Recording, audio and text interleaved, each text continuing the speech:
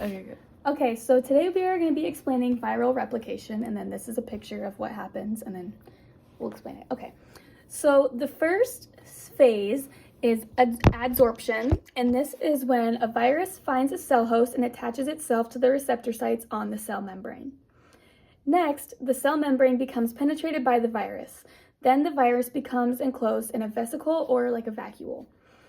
After that, enzymes in the vesicle dissolve the envelope and capsid, leading the virus to be uncoated, which allows the release of the nucleic acid into the cytoplasm.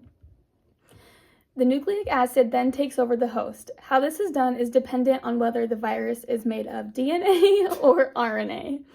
A DNA virus enters the host cell's nucleus where it replicates and assembles. An RNA virus is replicated and assembled in the cytoplasm. Assembly occurs when mature virus particles are formed. The capsid is laid down to receive the nucleic acid. Spikes are then inserted into the host cell membrane, which allows them to be picked up by the virus. Lastly, the virus leaves the host in one of two ways. Non-enveloped viruses are released when the cell ruptures, whereas an enveloped virus is released by exocytosis, which is also known as budding. And the meaning of that is when the release of enveloped virus from the membrane of the host cytoplasm. I said that backwards and weird, but this process occurs by the formation of a small pouch which eventually pinches off and releases the virus with its envelope. And that's the 6 phases. All right, so now we're going to talk about the lytic versus lysogenic.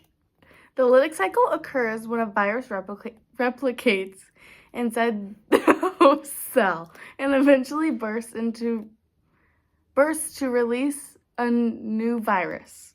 The cell is immediately destroyed after replication. An example of this would be the flu.